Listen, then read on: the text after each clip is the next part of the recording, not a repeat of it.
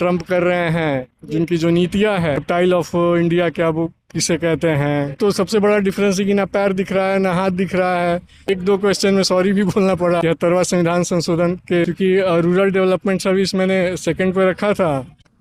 मैं विवेक, और अभी हम पटना में हैं बीपीएससी भवन के बाहर, जहां 70वीं बीपीएससी के इंटरव्यू चल रहे हैं और जो भी कैंडिडेट बाहर आ रहे हैं हम उनसे जानते हैं कि उनका इंटरव्यू कैसा रहा। हेलो सर, आपका नाम क्या हुआ? अमितेश कुमार सिंह। कैसा रहा सर इंटरव्यू? अच्छा था, इंटरव्यू काफ़ी अच्छा था। जो पैनल में जो भी मेंबर्स थे काफ़ी कॉर्डियल थे। मतलब इंटरव्यू ऐसा नहीं लग रहा था जैसे कि घर में बड़े बुजुर्ग से हम लोग बात करते हैं, अपने विचारों को रखते हैं, ऐसा मतलब वहाँ का एनवायरनमेंट था। हाँ। किससे क्वेश्चन ज्यादा पूछे गए सर? क्वेश्चंस मेरे से बेसिकली मेरे ग्रेजुएशन का जो सब्जेक्ट है जूलॉजी, और मेरा हिस्ट्री ऑप्शनल है, तो बस हिस्ट्री और जूलॉजी से क्वेश्चंस थे। किस टाइप के क्वेश्चन पूछे गए सर? जैसे कुछ फैक्चुअल्स भी थे, कुछ एनालिटिकल भी थे।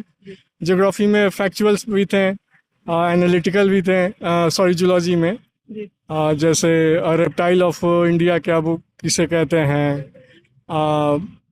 कितने फाइलम में बांटा गया है, प्लस जू प्लैंकटन फाइटोप्लैंकटन क्या है, यही सब। और हिस्ट्री में क्वेश्चंस थे कि नोआ खली कहाँ है, द्वै राष्ट्र का सिद्धांत क्या है, टू नेशन थियोरी क्या है।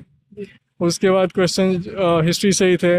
एक मेरे सर्विस प्रेफरेंस पे था, क्योंकि रूरल डेवलपमेंट सर्विस मैंने सेकंड पे रखा था, तो उससे क्वेश्चन थे कि आपने इसको क्यों रखा है। तो मैंने कहा कि चूँकि इसमें जनता का जुड़ाव ज़्यादा होता है, हमारे डेमोक्रेसी का थर्ड पिलर है पंचायती राज, तो उससे क्वेश्चन पूछा गया कि अच्छा बताइए संविधान में इसका कहीं प्रावधान। तो मैंने कहा हाँ डीपीएसपी में है, प्लस 73वां संविधान संशोधन के माध्यम से इसको फिर पहली बार कब ये मतलब गठन हुआ, तो उसका जवाब भी दिया। बाकी मतलब बहुत अच्छा था इंटरव्यू। एक दो क्वेश्चन में सॉरी भी बोलना पड़ा है। सॉरी बोलते हैं हाँ। तो क्या रिएक्शन था? सॉरी बोलने पे मतलब रिएक्शन आप ये समझ में आता है कि आप जेन्युइन हैं, झूठ नहीं बोल रहे हैं, नहीं पता है तुरंत सॉरी कह दिए। हाँ, अब वहाँ तुक्का लगाने का तो मतलब कोई वो नहीं है। तो बोर्ड मेंबर काफी कॉर्डियल थे? बहुत कोर्डियल थे। कितने मिनट तक आपका इंटरव्यू चला सर? 10 से 12-15 मिनट तक बिल्कुल चला है। 12-15 मिनट जी। तक चला है। और कुछ क्वेश्चन आप रिकॉल कर पा रहे हो करंट अफेयर से या करंट अफेयर से मतलब ऐसा कोई क्वेश्चन नहीं था। हालांकि बात के दौरान, इंटरव्यू के दौरान मैंने ही उपनिवेशवाद और नव उपनिवेशवाद की बात की। आज जो ट्रम्प कर रहे हैं, जिनकी जो नीतियां है ये नव उपनिवेशवाद की तरफ जा रही हैं, तो यही सब करंट से। हाँ, मैंने क्वेश्चन नहीं थे, मतलब कि ट्रम्प इसके अलावा और कहाँ ऐसा कुछ किए, तो वो भी जवाब दिया मैंने। ऐसे ही क्वेश्चन थे।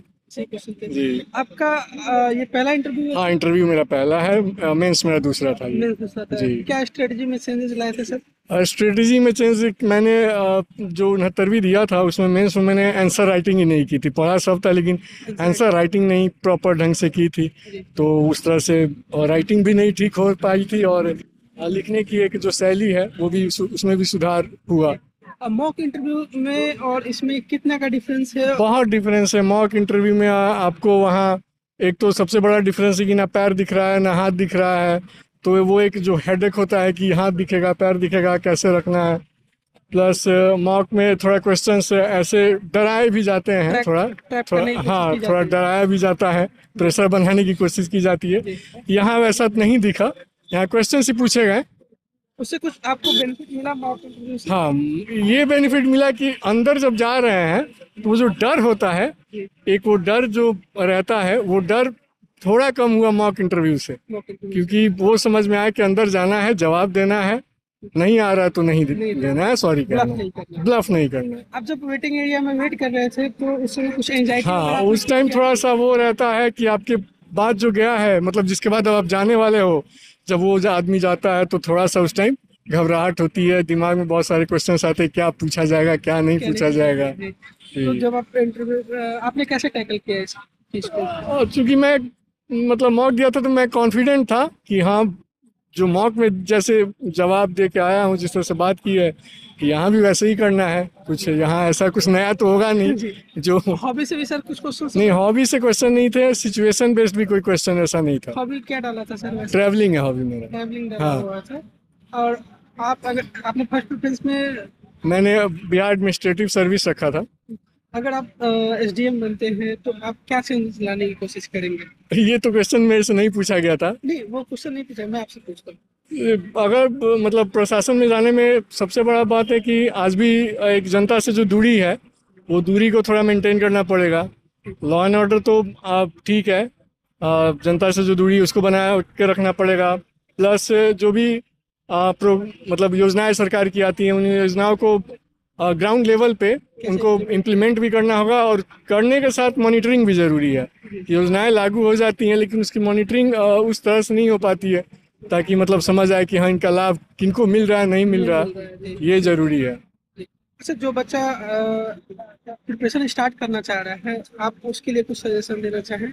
जो प्रिपरेशन स्टार्ट करना चाह रहे हैं उसके लिए क्या सजेशन यही है कि जो भी पढ़िए एक ही बुक पढ़िए, एक ही चीज नोट्स फॉलो कीजिए, लेकिन उसे बार बार दोहराइए। 10 नोट्स 10 बुक पढ़ने से अच्छा है। जी।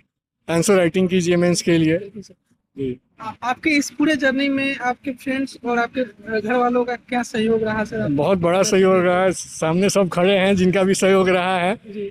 भाई है, बाकी ये दोस्त हैं, वो साले हैं मेरे, हमारे ये 3 चैनल लोग के द्वारा आप विशेष रूप से। हमारे चैनल के द्वारा आप किसी को स्पेशल थैंक्स कहना चाहेंगे? सबसे पहले तो माता पिता और उसके बाद मेरी पत्नी है, जी। इनका बहुत बड़ा सपोर्ट रहा है। Thank you so much sir, Asha Thank करते you. हैं आपका सिलेक्शन हो जाए। Thank you. Congratulation sir, all the Thank you. Best sir, thank you.